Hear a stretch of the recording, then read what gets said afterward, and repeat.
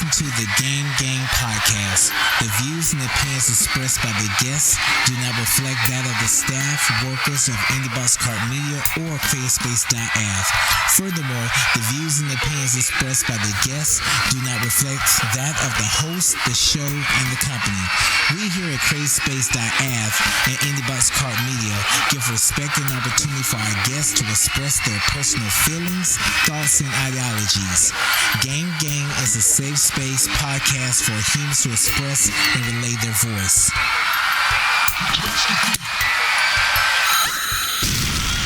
Yeah, it's a task to keep going. Like it's a task. Make sure I'm going in here. Yeah, it's a task. It's a task to keep all this going. But no, it's been a learning experience. I'll say that. It's really been it really has been like a learning experience overall with this. I tell people going from like doing things illegally to legit, bro, it's a task. But it's worth it though. Like we just did our first tax season and things. I was gonna say, have it been a year? It's been a year. We actually been so it seemed like longer. Year and a half. Okay. Because remember, we opened in October 22, yeah? 22. 23 was our first year. Right. So we've done our first tax year, right? And so this is from us learning and studying. I was gonna say, there's a whole lot to it, man. And some people are discouraged by that. And so, because we've gained people and we've lost people. Yeah, I have seen Jakel. Is that how you pronounce it? Jakel. Yeah. I've seen Jakel publicly within the last 6 months or so, and I didn't realize that she wasn't no longer in creative space. So, yeah, I get you, man. Yeah, and that... and I didn't ask her no details. So no. What came out of that was... Are y'all still friends? Yeah, we're still cool. First, we too grown. But sometimes, man, when friends go into business together, it don't always work out. Yeah, no, we too grown. Like, far as like for us, like, nah, I don't care enough, and because just real life. Yeah, I mean, she's going this way. Y'all going this way. Yeah, but the learning experience was, we never would have, like, just me and Lo, because it required us to go get business insurance. Right. It required us to, redo the lease because we had to re-sign, take names off of that. So we learned so much from that. Right. And so things happened last year that we already had insurance in place. So they're like, hey, you need to provide some type of proof of insurance. We already had it in place because of the company or because of the business. So we learned so much from that, and just from the experience that we never will learn, because usually what happens is, you get in these spaces and then you be like, we're going to depend on you for the legal stuff or for the contractual stuff. Yeah. Right. So what happens when it's thrust upon you? So we learned a lot just far as like from that. And then we're traveling on top of that, because toward the end of the year we traveled. Right. We were in Indiana, North Carolina. I saw that. Yeah. We were traveling end of the year. You see what I'm saying? So even with that, as far as when it comes to just doing taxes and whatnot, I learned a lot. We learned a lot. I was gonna say, there's the gains that you hope for, the gains that you get, and then there's the gains that you didn't expect. Correct. So from that, it just, I treat everything like a learning experience anyway. I always stay a student. So it forced us to really take ourselves serious. Let me say that. It forced us to take ourselves serious. And it shows, man. Yeah. It really shows. Totally different from just the creative stuff. Like, we gotta handle business, man. Yeah, and the successful people, they're able to do both. Yeah. No, so it's good. It's good. And then you've been putting out some great stuff. You've been doing some cool write-ups. Thank you. Yeah, I'm just, I didn't go to college for journalism. I just I write from the heart, And so there's stuff that they ask me to do, like, the best things to eat at the Super Bowl or whatever for your Super Bowl party.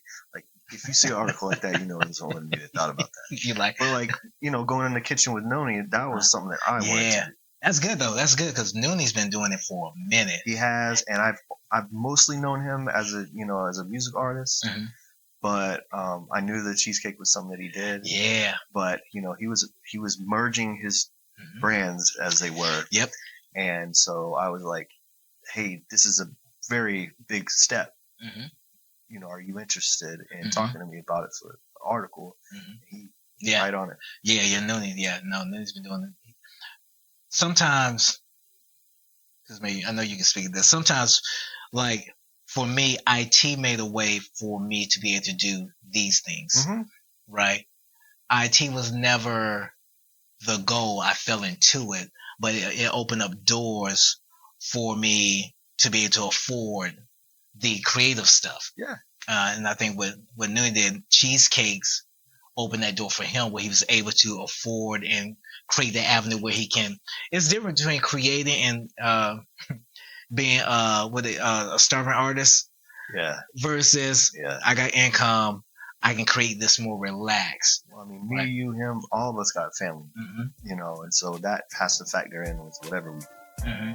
Do you find yourself sometimes having to make those type of decisions as far as like, okay, I gotta write this story? Yeah, yeah, I do, because I'm trying to get paid. I have to. Bills. Yep. So but I have been at that publication long enough to where I've gone through the paces, and I'm in a position now where it's about like, what good can I do with this, and how can I keep it fresh and keep it interesting, and how can I get like the people that I feel like would gain the most out of reading it, how can I stay relevant to them? On that thought, I find, because I like to study and watch your work over the last, I'm saying, just keep it like relevant, last 2 years. Yeah. Watching what I really appreciate from last 2 years is that there was balance, right? The fact that you did Noni, I think you did Motorhead too, right? And then you also did, what's her name? Rashida? That's her name, right? Rashi, yeah. Rashi. We talked multiple stories on Rashi. In fact, Rashi was worried about getting overexposed in the news because of me. She was like, you don't have to. You like, that's what this is for. I was like, look, you are making all kinds of moves. I'm trying to keep up with you. Don't worry about being overexposed. That's impossible. Correct. But you have provided balance from the work you've done and work I've seen you do. You have provided balance, and you show up to these different spaces. Yes. Giving a earnest voice in those different spaces. Me personally, I've always found it, you always tell when people are just writing, or journalists are just writing. Yeah. Because I think I've told you this before, when you write, you write from a place of respect of the individual. Yeah. Not necessarily the artist, but of the individual. Yeah. When you refer to that artist or refer to whatever they have going on, it comes from a place of respect. Was that something that's just in you, or like did you have the work to get to that place? Was it like trial and error, or was it from watching others who came before you? Like, was that a conscious decision just to? Our respect was before I ever put pen to paper. Even just even when I was writing, when I was a film critic at the Banner Hero for 10 years, and I was in the news design department, I just wanted to write something, and they were like, all right, we'll try this. But my respect for the artist came way before that. I'm talking about growing up in Atlanta, being there from Spaghetti Junction. It's Doorville, but everybody knows Spaghetti Junction. We know Spaghetti Junction. Every time you go, it's like, what? Yeah. Yeah, and that song too, Outkast song. Yep. God, we were so proud. But I came up in terms of hip hop culture. I came up in the golden era, and so that was the voice of youth. That was the stuff that it made it different from your parents, I guess. Like they had rock and roll, we had hip hop. In school, that was the main culture. That's the way everybody dressed. That's the music everybody listened to. You go to a school function, that's what you're gonna hear. Yep. You're in the parking lot after school, that's what you're gonna hear. You and your friends, the movies we went to, it was everywhere. And so I just had a reference for those who would do it. When I got to Athens after high school, I probably told you this before, I was just looking for where it was, because right away I didn't see it. Yeah. And I ended up, I was working at night at the newspaper and trying to go do something, right, to explore Athens. And that old news building was there on Thomas Street.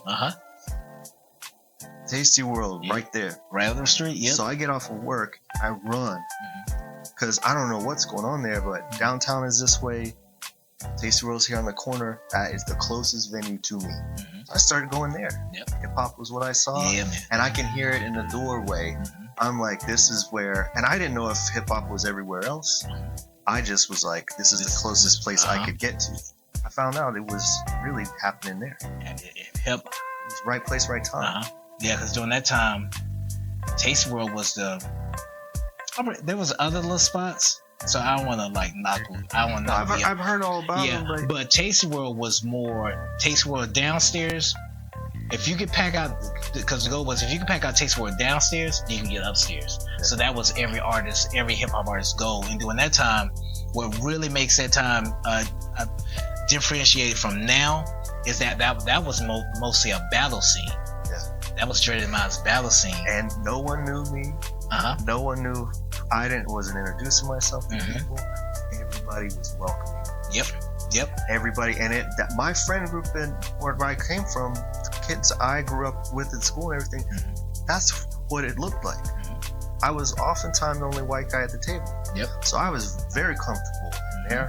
That was just kind of what I knew. Best friend growing up in high school, Malik Muhammad, that's what he goes by now. Me and him still talk. We try to get to know each other. Yep. You know how kids are, they get raw with each other. Yep. We had discussions about race, we had discussions about history, we had discussions about the president. April 29th, 1992 happened. We were best friends at that time. And it was hot to be a white guy in a majority not you environment.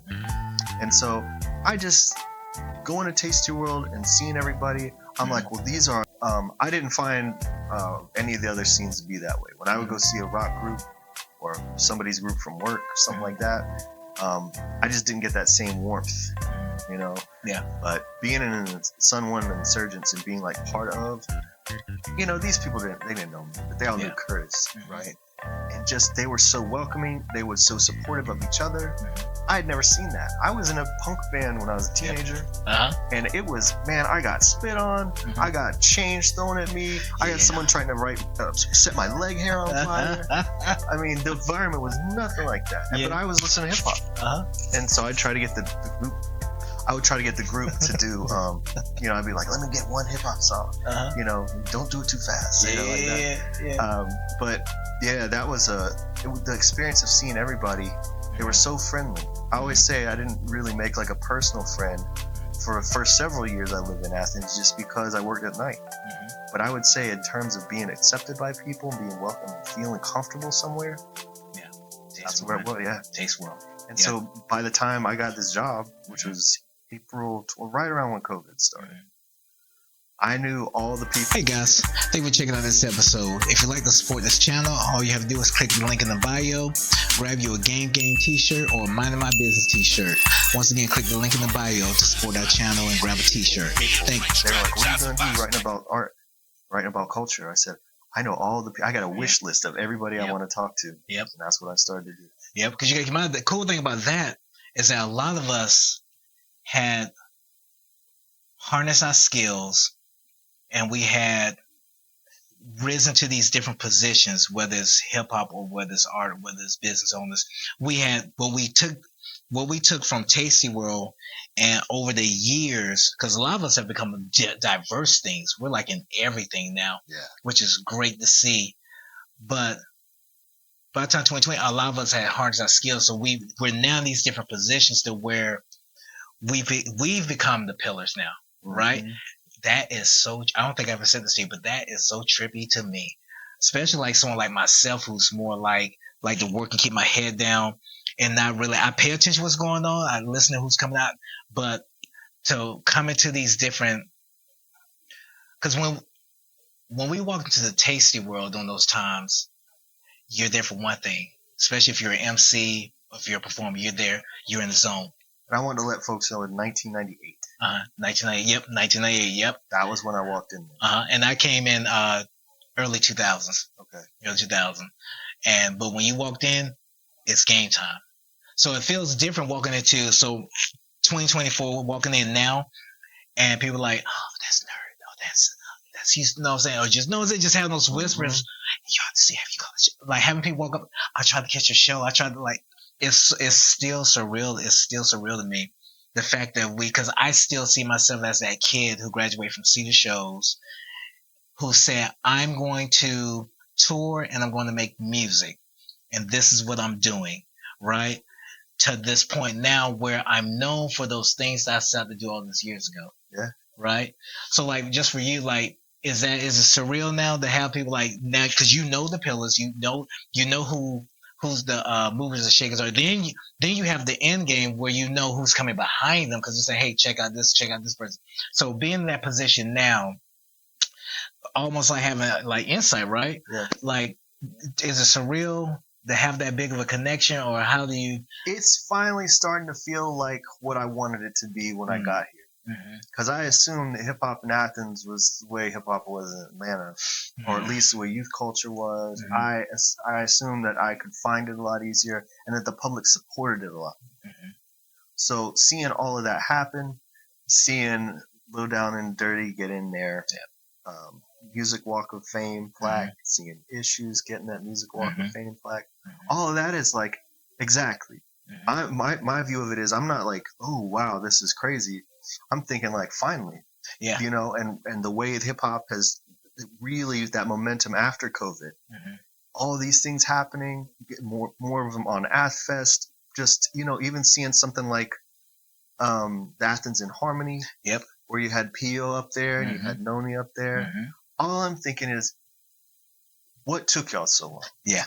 That's what and I can definitely speak on some of the things that people have told me that really frustrated me, because there was a guy collecting flyers for a book about flyers of Athens music.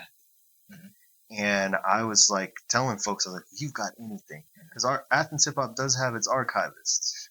There were a few individuals that really kept good, but a lot of times the things were at people's houses, or things happened at a party, or things were at a frat or something like that. Wasn't necessarily going to be flyers made for it. To make flyers, you have to have access to some things to make flyers. Not everybody did. That doesn't mean there's no music scene. That doesn't mean nothing's happening. But I ended up going to some sort of release event for that person's book, and I, in the audience, put my hand up and asked him about hip hop. He's like, I know who you are. Because I was like, yeah, I'm the one that talked to you about it. Yeah, it's me. And he was, he gave me some type of answer. But he was also there with a woman who wrote a book about the history of the Athens music scene. There was no hip hop in there.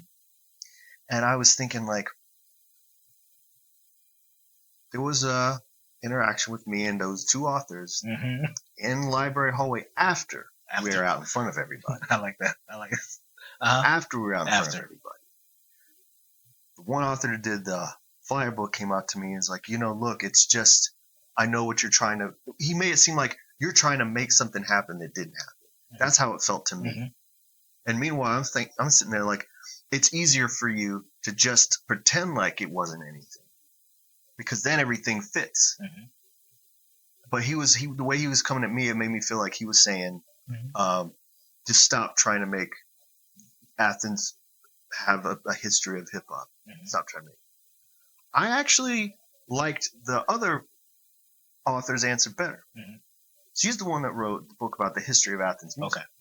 And I said, what if REM had been 4 black guys? And before I got guys out, she cut me off and said they never would have made it. To my face, said they never would have made it. Then they ran off into the parking lot, went to get dinner, and everything fit back together. But in that moment, it wasn't so neat, cut and dry. See, I'd say that even now, because even after REM, right, we had and have our artists who, and this is me taking me even out of the loop, because I always do it like this anyway. We have enough artists and enough great artists. I can think of 4 or 5 right now that I know if the certain individuals or if Athens elite got behind them and pushed them, that they would do great things. And they're not even talking about trap or talking about the basic stuff, the business usual stuff, right? Yeah. I know plenty of artists, right? And that's always been my disgruntled with Athens elite. You ain't got to pick me, right? Because I know I do weird stuff, right? But don't tell me there is no artist that you can get behind, that you can or cannot get behind. Because I can think of a few artists who are ready to go right now, who have their plan and have it laid out, right? And once again, they've done it with a few. And that's me being nice. They've done with a few, but my thing is just like Athens music. Mm-hmm.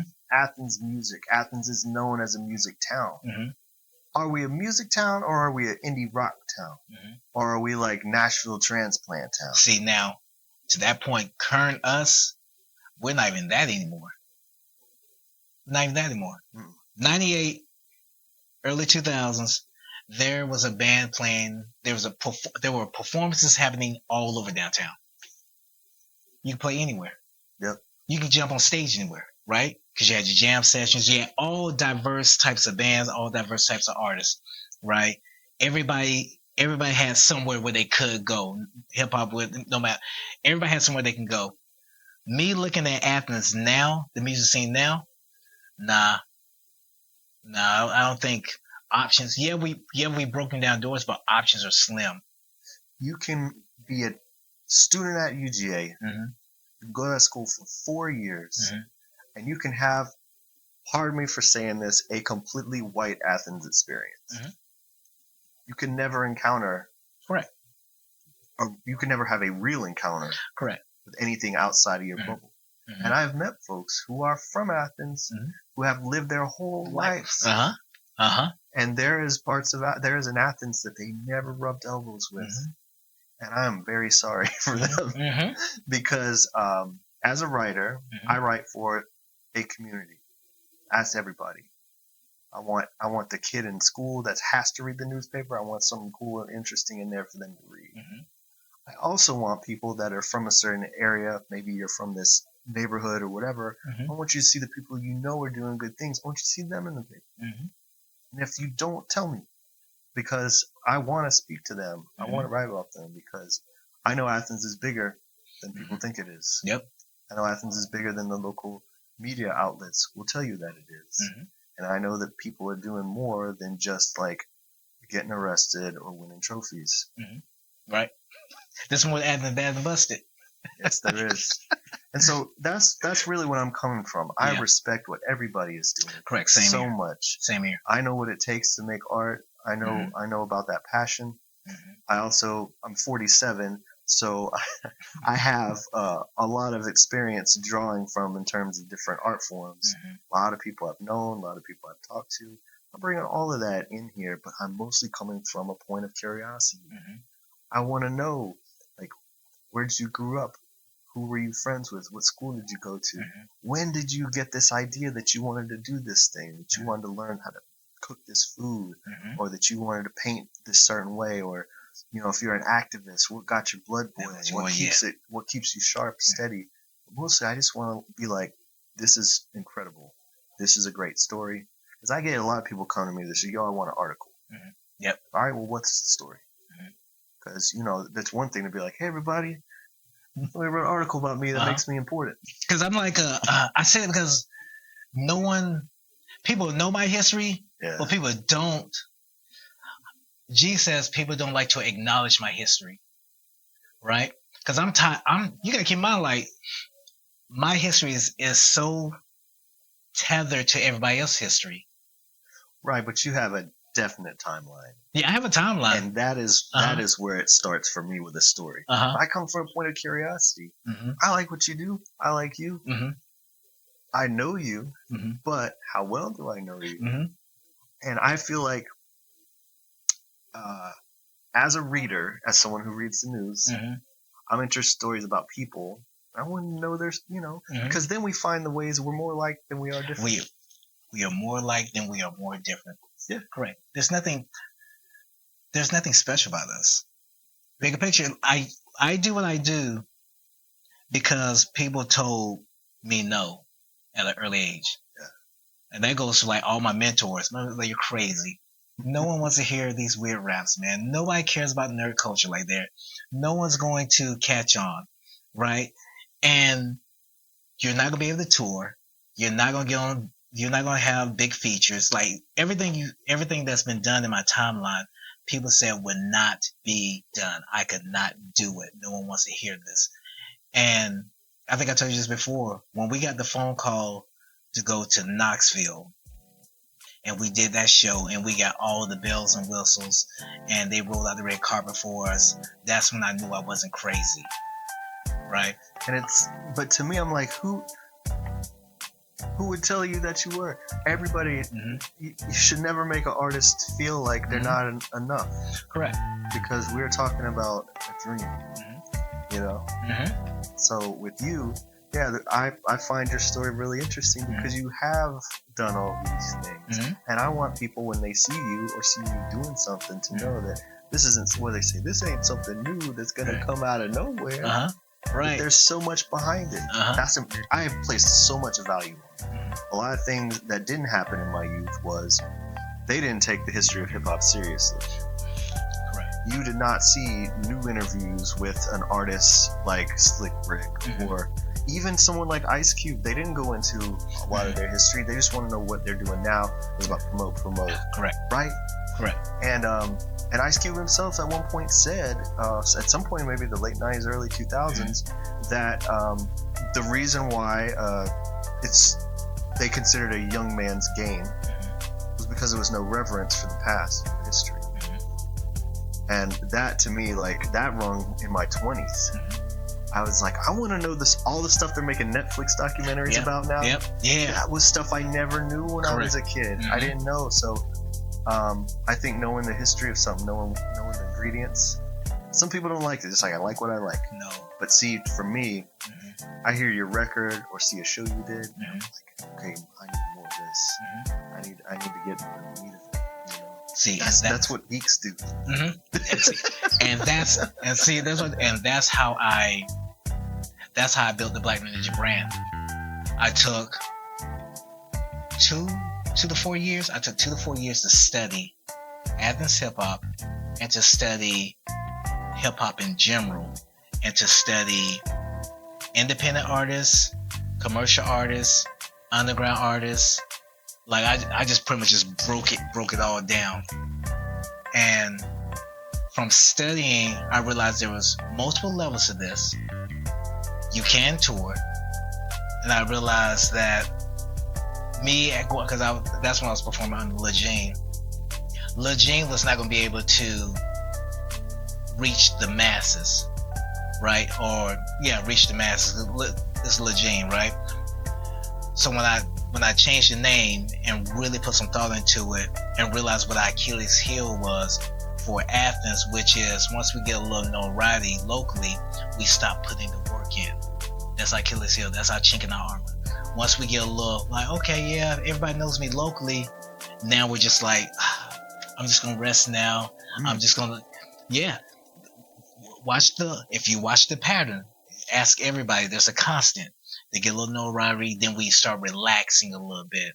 But you can't do that as far as like, you can't do that, especially when you're on the road. When you're touring, you can't do that. You got to practice. You got to stay sharp, right? When you got to go to the next city, you got to practice. You got to stay sharp. So that's the real reason why I wanted to get on the road, because it would put me in a position where I would always have to practice. I would always have to stay sharp, and I couldn't rest, right, until 2017.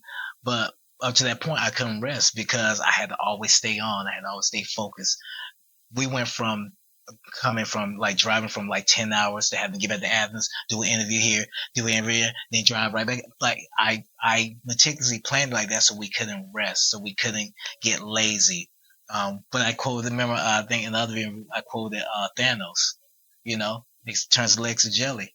Yeah, man. Like, that's such a great. Yeah, that's so you. It's such a you thing to do. But what you're describing to me sounds like when they interview the great stand-up comedians, they're like, okay, well, I developed what would be like an hour's worth. People see like on Netflix or whatever, they see an hour show.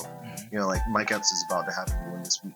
Okay. Yeah, right. Yeah. But they spend like a year out on the road developing a whole new hour's worth of stuff. That's like their record.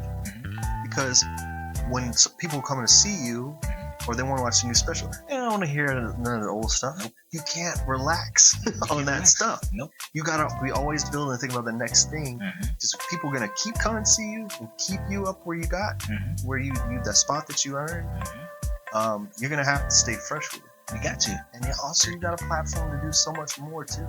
That's not the time to rest. Correct. You know, you know, getting comfortable. I don't know if that's where an artist position where the artist ever wants to. No. I mean, just me personally, no, because that's when, if we're looking at it from a competitive, that's when you get got. Well, yeah, because otherwise, retire. If you did what you came to do, retire. Yeah. And people would be like, "Oh, he retired, man." But man, he was ready. Look at what he did. Yep. And then, you know, even for me, I think for a lot of us artists now, I'm starting to see how can, up to this point, our legends have just done the music, right? I think the people I came up with are pushing it further, saying, hey, no, we can start. I was talking to one artist, he's like, man, I'm gonna start a label. I said, yeah, do it. I'm gonna start engineering. Yeah, do it. We're gonna be A&Rs. Yeah, do it. Because now we have to push it forward for those artists who come behind us. Yeah. Right? Locally. And then I'm all, you know me, I'm all about saying, hey, here's where we missed it at. We didn't save money. So when it came to, especially early on with Eugene, I wasn't saving money with Eugene. I would just sell the records and then, you know, do whatever. What year did you change to BlackNerdNinja?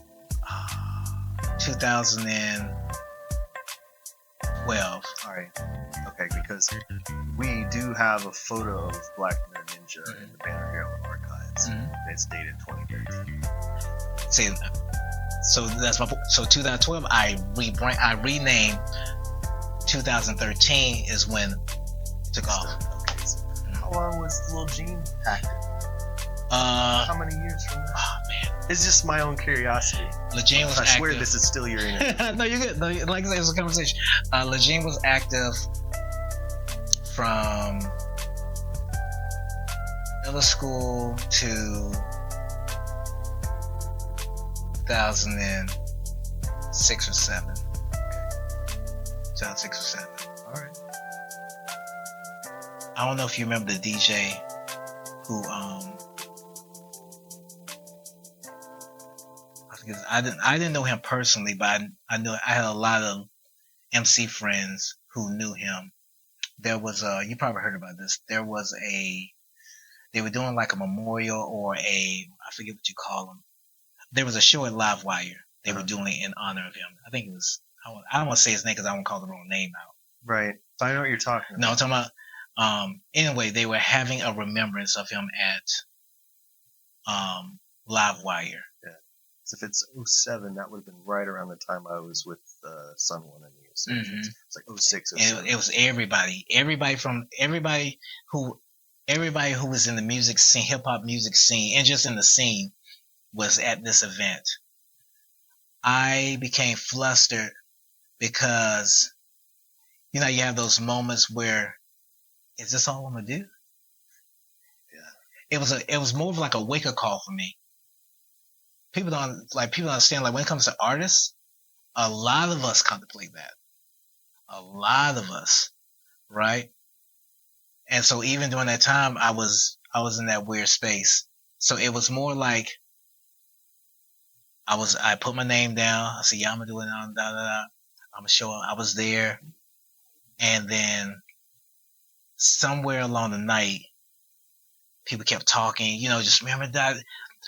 It became the same repetitive speech over and over again. Not to knock it, but for me, it was almost like my obituary was being read to me while I was there. That's how it hit you like that? That's how it hit me like that. I was still going on Eugene. Oh. And this is when me and Drina were performing together. was the name? That was called Common Enemy, but we were there. We were performing together. We had done a lot of shows together. What about Jasmine? But Jasmine had left. So Celeste and Jasmine. Yeah, all of us. Yeah, still same wheelhouse. Okay. Think about one like that. I'm just trying to. Celeste was already Celeste. Right. Okay. Right. Celeste was already Celeste. African Soul started after this. African Soul is what I was thinking about. African Soul started after this. I'm on a hiatus when African Soul starts because I gave Drina a hard time. I just so you just gonna quit the group and I ain't tell me, right? Jasmine had left before that. Okay. This night, me and Drina was set to do a few songs, like 1 or 2 songs together. As Common Enemy? As Common Enemy. Okay. Or just as Eugene and Drina. Drina was like, no, we can. She was more concerned, like, what's going on? Because I was like. She thought it was more than what you were saying. So literally, as I look back on that, I was having an anxiety/panic attack. Okay. Because I was like, nah, this stupid they talking about, like, literally is people getting on stage saying that, yeah, keep in mind, so at Athens, they get on stage, someone has done this thing, people are remembering them. Then you got to think about what's happening in the different east side, west side, what's going on at the time too, that people are, you know what I'm saying?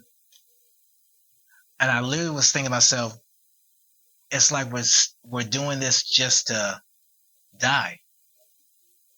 Like we're going so far just to die. That's literally what was going in my head. And I panicked and I was like, that's not why I'm doing this. This is not why I'm doing it. Like I literally, as I said, well, forget all of this because I'm not doing this just to die.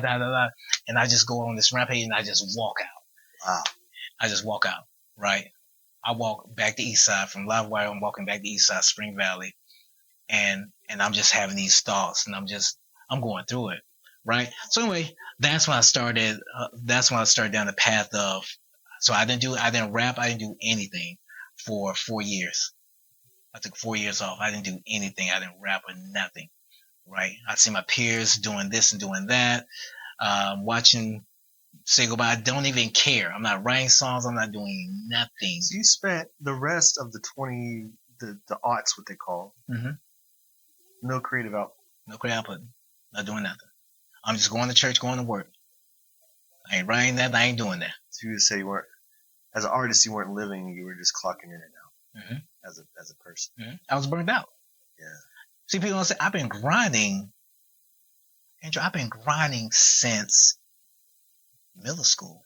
That was. I started writing in 5th grade. I started officially writing in 5th grade, but I've been grinding, like me actively as an artist looking to do something with the art since middle school.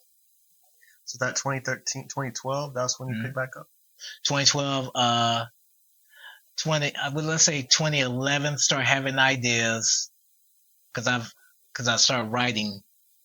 2012, I think I started recording, but changed name. Start changing name, rebranding. Yeah. 2013, I got married, and then that was sparked the urgency and gave purpose to what I was doing. So BlackNerdNinja came back with purpose. Okay, because I was gonna ask what got you out of that hiatus that you were in. What like songs, music started coming. It just started. It started coming back. You were open to receive the whatever. It's hard to explain if you're not how it works, but it's like you receive it when you receive it. Because I've always watched. I always kept on watching what people were doing. Yeah. So Kurt /someone Caulfield, whatever y'all want to call him. We've always had this dance, and watching his stage performance and watching him in action inspires me. I had to feel some competition. Oh, is that's what does it for you a little bit? I had to feel a little competition. I had to be like a little like, oh, okay, that's what we doing, huh? Okay. You check out the old, if anybody gets a chance, you check out when me and Kurt, or it don't matter whoever we're performing with, but if you check out when like old Hot Corner, when we're performing, check out his set and check out my set. Whoever goes first, watch the difference. and you can see it. Is that a video people can find somewhere?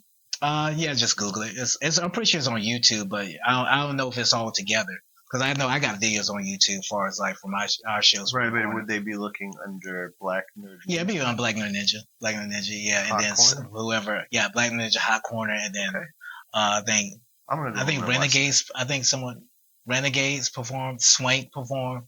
Okay, that was his rock band. Yeah. And then I was not part of that. And then what's this new one? Caulfield. Yes. So anytime you see Kurt perform, watch my set. Anytime you see me perform, watch his set. Right? And then that sounds healthy to me, though. Yeah. But that's what I'm saying. I needed that. Yeah. I need that. And then you watch LG performances, then watch my performances. You see what I'm saying? Yeah. I that's inspiring to me. Okay, I see you. And then I'm listening to style. I'm breaking that everything. I'm listening to everything. That to me sounds a little bit like battle, but it's all mental. Instead of like, getting ready to jump in a battle, but it's still sort of it's kind of a battle mentality, except there's no. Yeah. It's all happening in here. Yeah. It still all comes out in the art. Yeah, correct. And then even with you just remind me, the only reason I started Marvel's Rejection because I seen I never told Whisper this. I seen Whisper Elemental P. That's why I started Marvelous Rejection. I said, I can do what they're doing by myself as an MC and with a band. See, I saw the Rejections because a guy I worked with named Fred. Okay. Freddie. Yeah, Freddie Dean. He was a drummer. Yeah, Freddie Dean. Yep. Yeah, Freddie Dean. Yeah. He was a wild person. Yeah, Freddie Dean. Yeah. Yeah. So that's why I started Marvelous Rejections because of. I think it was the Live in the Lobby that I saw. Yep, probably so. Yep. But that idea came from watching Elemental P. Yeah, and Elemental P was a hybrid. Yep. Yeah, watching them, I said I can do the same thing. I never told Whisper this. I can do the same thing, but just one MC. That's what I told myself when I seen them. I said I can do the same thing. Yeah, and that was the time to do it. That was the time to do it, man. Yeah. But point being, I'm inspired by my peers. So when people say like, what inspires your music? People, everyday people. Well, I mean, I say the same thing about as far as me as a writer is concerned. That's what goes into the engine, and when people say this new thing opened up or there's this thing, whatever, I want to know who did it. Yeah. Because a lot of times when I do like a restaurant story, it's like, can I get a picture of you? Can I talk to you about it? And they're like, well, this the food, the decor, all of this, the menu. I'm like, yeah, but it's a small town. Yeah. You got to remember Athens, small town. Yeah. You want to be able to come in someplace and be like, oh, I know you. You're the owner of this restaurant. Cool, my name's whatever. I read about you or whatever. And that gives them a connection that's beyond just like, oh, I'm hungry. Yep. Yeah. I just want to see what y'all got, man. Yeah. And they walk out. Y'all got that. I don't want it, man. That's what keeps that independence going. That's what keeps a small town going. Because otherwise, you're just gonna have this box dropped in, comes in on a truck. They hook it up to the city water line or whatever, and then just get folks come in there and work. That's it. And to me, there's no story there. Yeah. There's no real history there. So that's I'm inspired by people too. Yeah. All the time. All the time. Knowing what they're just seeing them be great or work at what they're doing. I feel there's no failure if you are still out there trying. I like that. Let me ask you this: what up to this point? Hey guys, B&B Bookkeeping. They can help balance your books, records all financial transaction, provide ongoing support. B&B Bookkeeping. Hit them up, reach out to them. If you're starting a new business or you just need help with your business for your financial needs, hit up B&B Bookkeeping on all social platforms. What has been the highlight of your career? The highlight for me has been Shannon Smith. Because in the beginning of writing this series that I did called Athens HipHop History, I was looking for the origins of the scene. And so I wanted to know firsts. I wanted to take each element and know who introduced that element. So I wanted to know the first B-boy, first MC. Oh, wow. Graffiti was a hard one to do because nobody wanted to talk because that's not legal. You know what I'm saying? And then the DJ. And so I wanted to know, once I got the origins of like, I feel like I knew who the people were that brought hip hop into Athens, what the catalyst was for that, and I documented all of that. I was like, well, who was the first lady in the city? You know? And I started by asking people, who did you see as far as women doing this?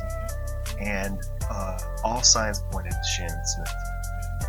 Shannon Smith, I tried to do some research and find out if any journalism had been done about Shannon. Shannon's name appeared in the flagpole once in 1992. Oh, okay. Once. And it was an article with a few other folks. Big Earl and the Twin Boys were also interviewed. I cannot remember the other artist's name. But that was it. So I had very little to go on. When I got in touch finally with Shannon Smith, Shannon had just come out of doing 20, maybe more, being locked up for all of her adult life. And had just gotten out. So I was like, do you feel like even talking, whatever? You know? And I was like, we don't have to focus on what you were locked up for. I personally don't care, and I don't think anybody else does either. That's not the story. I just want to know about this, you and the scene and what you did. She and her college professor, because she'd already enrolled in school, had already been employed. I mean, we're talking, you know, just months or whatever. And so they met me in Athens. We did a photo shoot, and Shannon came out, decked us. She looked famous. She looked so famous. If she walked in anywhere, people would have been like, that's somebody. Yeah. And she is. And so the photo shoot turned out great. I had brought a friend in that was a stylist, make sure Shannon had, you know, the angles were right and all this other stuff. Because this is a story that has not been told. I want her to come in with, I want her to be presented correct with the proper reverence. Correct. So we did all of that, and I said, where can we get a picture of you that means something? And she's like, well, Bethel. That's where I'm from. So we went into Bethel, and I loved that experience because kids are outside playing, all this stuff. People are just out. Here's this woman looking famous. 2 white people behind her with camera, you know, and all this other stuff, and it looked like a journalists were following this person. That to me was the best. And we're here taking photos of her over there. So I just thought, what would it have meant to me if I was on the playground as a kid and saw someone, you know, being photo taken and interviewed and stuff. So I drove to Atlanta, picked up Shannon, and it felt like we were going on the prom or something. I felt incredible. Not only to be in her presence again, when she got in the car still, she just looked, you know what I mean? I took her to dinner. I was just like standing next to her, and just like whatever she needed, I wanted to get her. You know, I forget how I felt. I was in the presence of somebody that did something great and is a part of the Athens music history for all time. And we went to Sean's 50th birthday party. Wonderful experience. And they convinced Shannon to rap that night. So I don't know how long it had been since she rapped in front of anybody, but she was incredible. She was amazing. And so I felt like, forget like honored or whatever, I felt like personally lucky. If it hadn't have been my job, if it had nothing to do with anything, just to be in that room and see that happen, to see her greeted by everybody. There was folks in there that are considered legendary that saw her when they were coming up. For her to have this reunion with everybody, it was just, and I never felt like I had something to do with it. I felt like the wheelman. I'm like, I just drove you here. That's it, man. That's it, though. That's what I felt like. But that's been the best, honestly. There's nothing I don't know. That comes to mind can top that, because the documentation wasn't there before. Should have been, but you know, you do what you do when you're covering a small town music scene. Do what you can what you do. Yeah, right. And so I can't do anything about that, but I can do something about it now. And so it was my honor to do that. Absolutely. And now for the archive. someone that wants to know who was the first woman MC in Athens, they'll find it. They'll find it now. And see, I think that's what it is for a lot of us now, as far as like the pioneers, is that we're trying to provide that. We're looking to provide that piece where we're making it or have made it easier, and we understand what we didn't know when we were younger, to provide the information for those who are coming after us. Yeah. To really strengthen the community, build the community up, and then let the community know.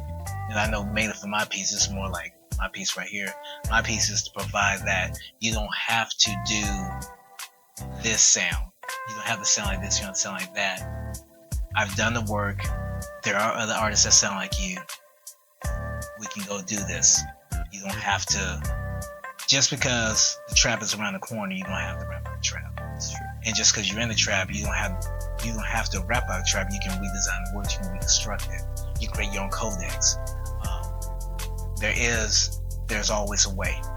And show that you value it. Mm-hmm. What I do is just showing that I value this and that, you know, and that can be from going to the $60 million movie studio they just built in Athens, or I can be at the basement or at the resource center in the Iron Triangle seeing Kive and AK doing their like underground hip hop show.